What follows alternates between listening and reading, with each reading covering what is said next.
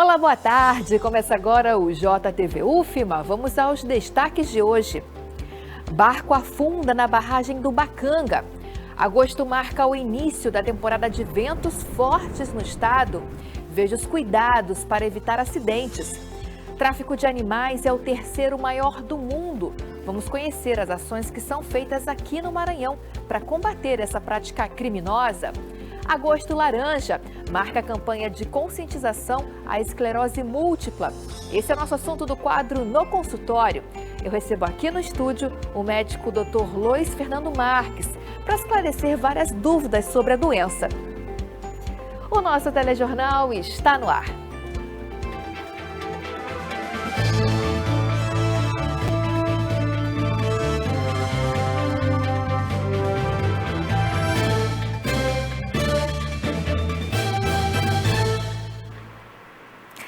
Parque dos Lençóis é avaliado para virar patrimônio da humanidade. Barco afunda na barragem do Bacanga. Terça-feira, 29 de agosto, vamos ver esses e outros destaques agora no Giro de Notícias. Um barco naufragou na barragem do Bacanga na tarde desta segunda-feira, na região do Itaquibacanga, em São Luís. De acordo com o Corpo de Bombeiros, o motor parou de funcionar, fazendo a embarcação ser arrastada pela correnteza. As comportas da barragem estavam abertas no momento. Só uma pessoa estava a bordo. Um homem identificado como Jackson Adriano Fonseca conseguiu pular na água segundos antes do barco se chocar com as comportas. Jackson não sofreu ferimentos e o barco ficou apenas com alguns danos. O Parque dos Lençóis Maranhenses passou por uma avaliação para receber o título de Patrimônio Natural da Humanidade. Um grupo da União Internacional para a Conservação da Natureza esteve no parque. Eles foram enviados pela Unesco, foram analisados os aspectos geográficos e a beleza natural. A decisão sobre a concessão do título deve sair no segundo semestre de 2024. O Tribunal de Justiça do Maranhão lançou na tarde de ontem o Grupo Maria Firmina dos Reis, um movimento liderado por magistradas com o objetivo de lutar pela equiparação de gênero nos tribunais de justiça. O grupo já começa com a participação de mais de 80% das juízas e desembargadoras do estado. É o segundo coletivo criado no país para combater a desigualdade de gênero nos tribunais brasileiros.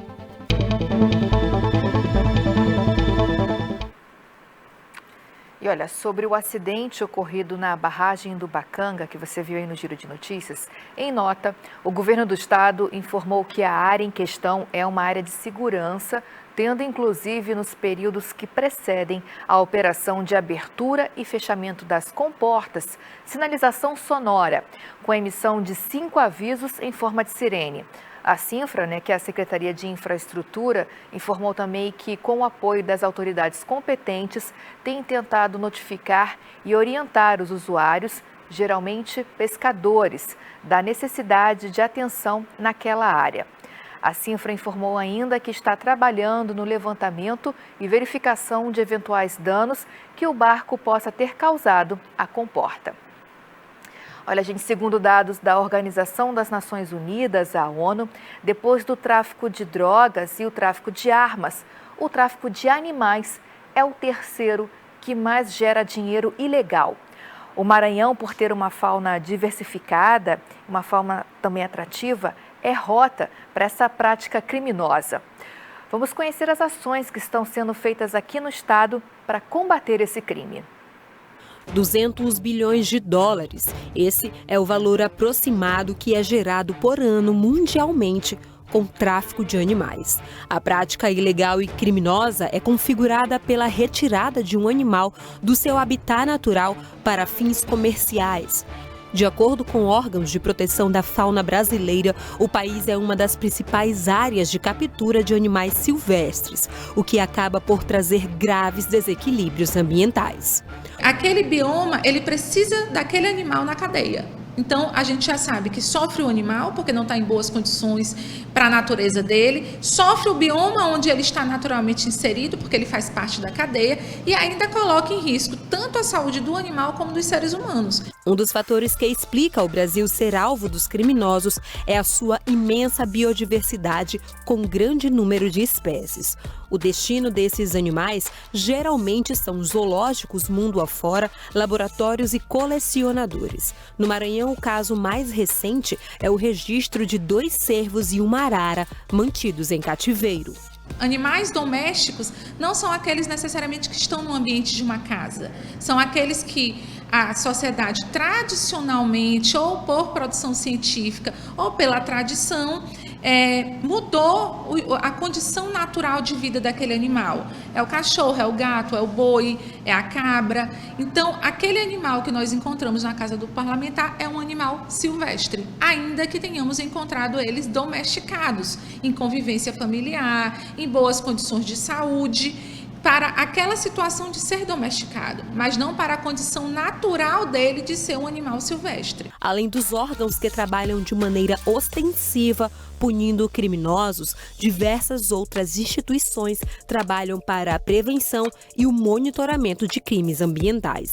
A OAB Maranhão, através da Comissão de Defesa do Meio Ambiente, tem trabalhado realizando ações de educação ambiental. E essa Comissão de Meio Ambiente atua tanto de forma preventiva, como de forma ostensiva, recebendo denúncias, e de modo preventivo, realizando atividades educativas, de conscientização da população em todas as searas que envolvem o meio ambiente. Conforme dados do Instituto Brasileiro de Meio Ambiente e Recursos Naturais Renováveis, o IBAMA, aproximadamente 90% dos animais silvestres morrem logo após de retirados de seu habitat natural. A Lei 9.605 de 98, ela diz que não só vender, mas vender, comprar, manter em cativeiro animais silvestres é crime. Nesse caso do cativeiro, a gente tem a pena prevista de 6 meses a 1 ano e mais multa. E no caso nesse mesmo caso de cativeiro, as medidas administrativas é também a aplicação de multa com a lavratura de um auto de infração, onde a multa mínima é de R$500 e, se tratar de espécie em extinção, a multa mínima é de R$5.000. Crime que precisa ser combatido, sim. Vamos falar agora sobre aquele caso da idosa que tinha mais de 100 animais em casa, no Coazerma. A dona Camélia, de 81 anos, que sofria de câncer, foi encontrada morta na sexta-feira passada. A Secretaria Municipal de Saúde está fazendo hoje a retirada dos animais da residência. E quem tem mais detalhes para a gente é o repórter Robert Oliveira. Boa tarde, Robert. Oi, Ana, boa tarde a você, a todo mundo que acompanha a gente aí pelo Jota. Isso mesmo que você falou, esse processo de retirada desses animais tem acontecido há alguns meses, inclusive hoje também está acontecendo aqui na casa da Camélia, aqui no bairro do Coazerma. Ao meu lado eu estou com o Arnaldo Muniz, que é coordenador de vigilância em zoonoses de São Luís. Vai explicar para a gente um pouquinho mais, né, Arnaldo? Como é que está sendo esse processo de retirada desses animais? Quais foram as estratégias que vocês utilizaram, levando em conta que alguns animais podem estar mais agressivos? Como é que está sendo esse processo? Pois bem, boa tarde. Nós começamos imediatamente com a retirada daqueles cães machos, agressivos, os dominantes, que provocavam, vez por outra, encontros e provocavam os ataques aos filhotes. E esses animais, então, todos já foram retirados. E as fêmeas, que se encontravam no cio, um motivo a mais para a provocação de ataques entre eles. Isso já foi feito. Até este momento, nós já resgatamos 56 cães e temos já 6 cadelas paridas, que serão priorizadas, e já encontramos pessoas, protetores, que querem adotá-las. Nós vamos levá-las agora até a residência dessa pessoa, desse sítio, e temos nesse momento mais aproximadamente 47 cães adultos. Então vamos continuar o processo ainda hoje, e essa semana, no mais tardar na próxima, concluiremos toda a retirada. O importante é que o Ministério Público do Meio Ambiente, a Vara de Interesses Coletivos e Difusos e a Prefeitura estão trabalhando e encontrando nesse momento um apoio também de algumas ONGs e os protetores independentes. Esses animais, eles já têm um local específico para irem, e quais serão os próximos passos que vocês vão adotar com relação a essa movimentação de retirada desses animais? Então, a princípio, todos os animais que estão sendo aqui testados, vacinados, sadios, estão indo para a unidade de vigilância em zoonose, para os nossos canis. Os animais que porventura apresentarem alguma incapacidade, eles já têm protetores que querem adotá-los. Então esse processo ele não se extingue aqui, ele vai continuar e esperamos que novos protetores ou ONGs possam também adotar os demais. Mas esse processo ainda não se findou. Muito obrigado, viu, Arnaldo, pelas suas informações. Bom, é isso que você acompanhou aí, Ana, todo mundo que está acompanhando a gente pelo Jota. Esse processo está acontecendo hoje e deve se estender aí até o final dessa semana. Ana, voltamos com você. Obrigada, Robert, pelas informações. Fica a nossa torcida para que todos esses animais possam ser adotados. Também fica aqui o nosso agradecimento às ONGs, né, e também protetores independentes que estão participando desse processo de adoção e o nosso pedido para que o poder público invista mais em programas de castração na cidade, aliás, em todo o estado, para combater justamente esse abandono dos animais. Vamos mudar de assunto agora. O mês de agosto tem uma característica marcante. Começa agora o período de ventos fortes e nesse ano o período chegou ainda de forma mais intensa. Bom para os praticantes de kitesurf, né? Mas é preciso ter cuidado no mar com a movimentação forte das marés.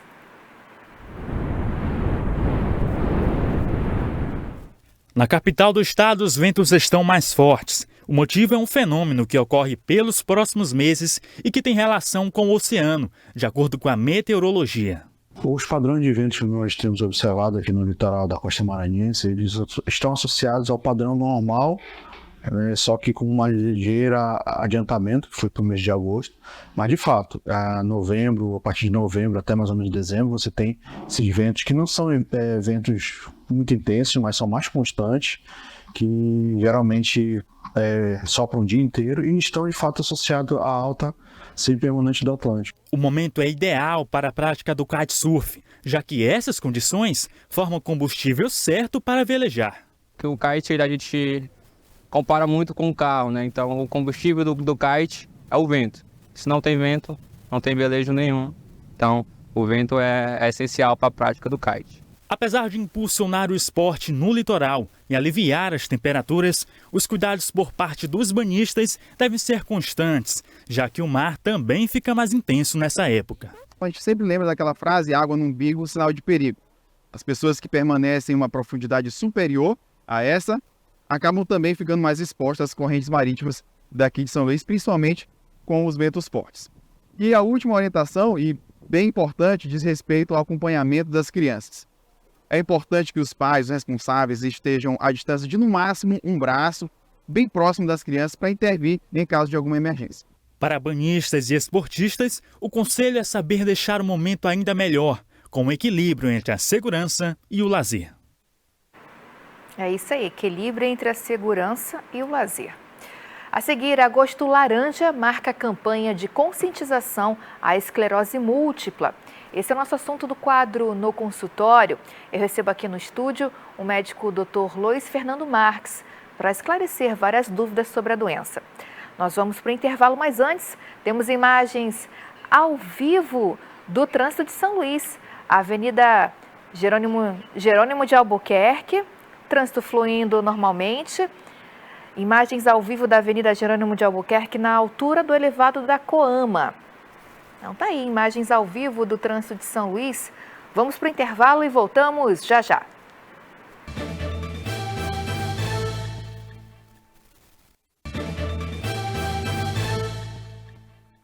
Estamos de volta com o quadro No Consultório.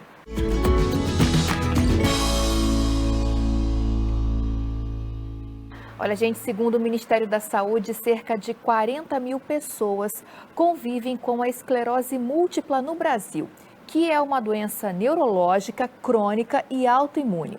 Então, sobre esse assunto, vamos conversar agora com o médico Dr. Luiz Fernando Marques, neurologista. Doutor, prazer recebê-lo aqui no nosso telejornal. Seja bem-vindo à TV UFMA. Muito obrigado pelo convite. É um prazer estar falando com a população sobre um tema tão importante. Verdade, doutor. Realmente um tema super importante e a gente que agradece a sua participação.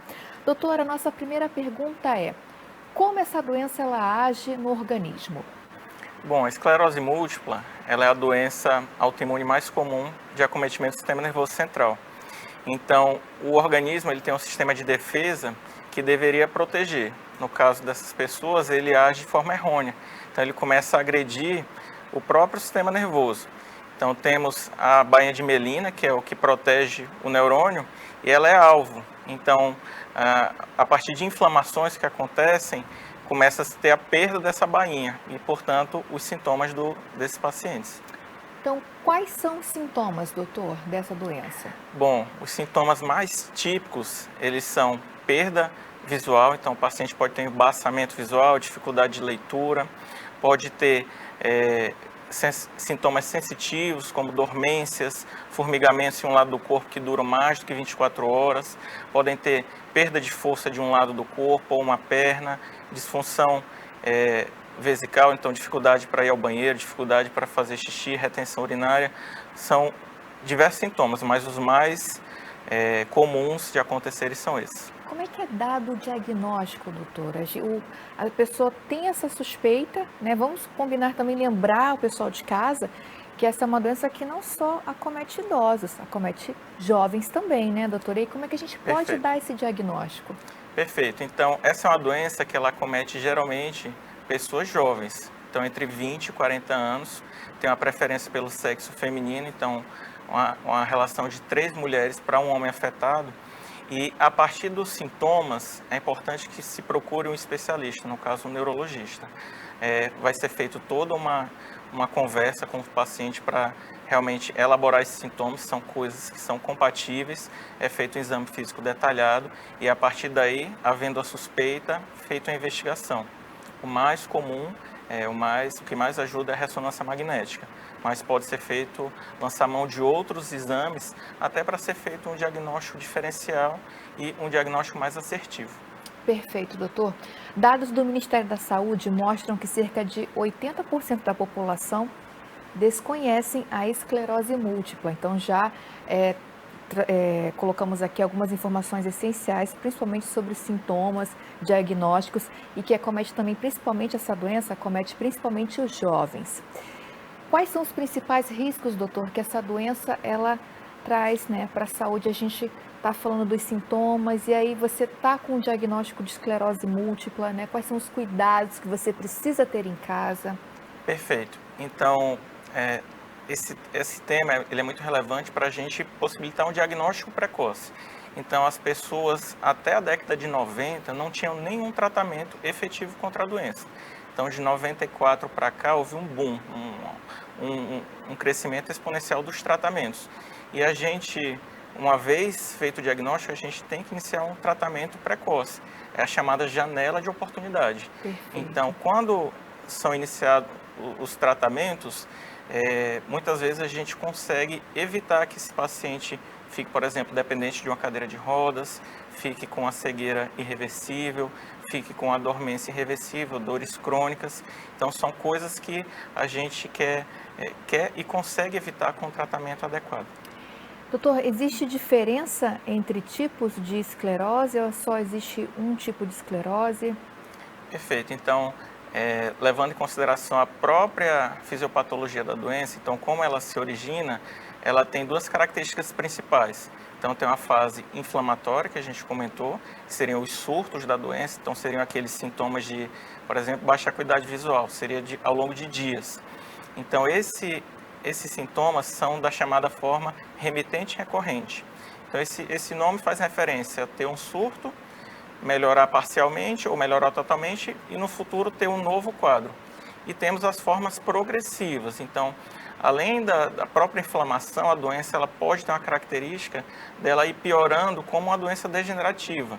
Então ela tem uma característica dela poder piorar os sintomas mesmo sem os surtos. Então a gente classificaria numa fase secundariamente progressiva, que seria aquele paciente que inicialmente ele tinha o quadro mais conhecido, seria o remitente recorrente, e tem o paciente que ele já começa sem surtos, então ele já começa nessa fase primariamente progressiva, que a gente chama, seriam esses sintomas mais degenerativos.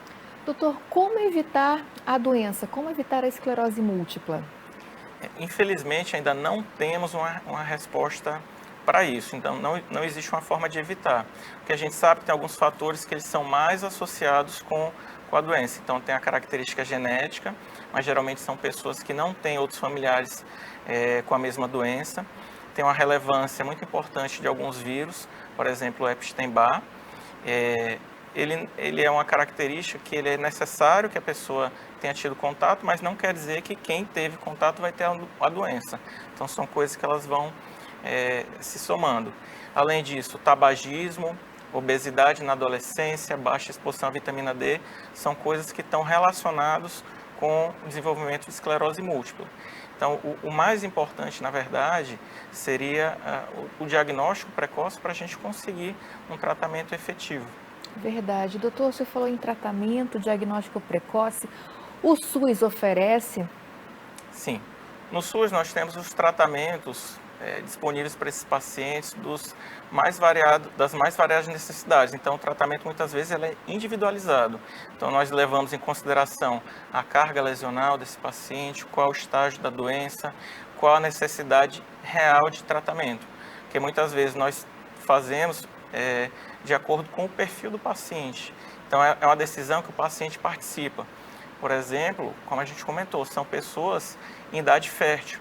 Então, muitas vezes a gente escolhe um tratamento já pensando nessa mulher que quer gestar.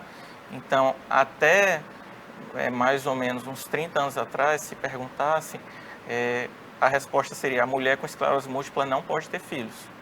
Mas, recentemente, essa resposta mudou. Então, há 15 anos atrás, a resposta seria: a gente pode interromper o tratamento e pode ser feita uma tentativa. Hoje, a resposta já também é diferente. Então, a resposta é: pode sim. Vamos planejar, estamos aqui para tudo que precisar. São os avanços da medicina, os avanços da tecnologia, a gente fica na torcida para que avancem cada vez mais, para que a gente possa salvar vidas, prevenir doenças, enfim. Bom, gente, hoje no quadro No Consultório eu conversei com o Dr. Luiz Fernando Marques, médico neurologista. Obrigada, doutor, pela sua participação. Convidada a retornar. Obrigado, foi um prazer. Prazer todo nosso. Esse é o nosso quadro No Consultório, uma parceria com o Hospital Universitário da UFMA. E você de casa pode rever essa e outras entrevistas no nosso YouTube e também no nosso Instagram. Acompanhe também um resumo das principais notícias do dia no programa Destaques JTV UFMA às 18h30. Até a próxima.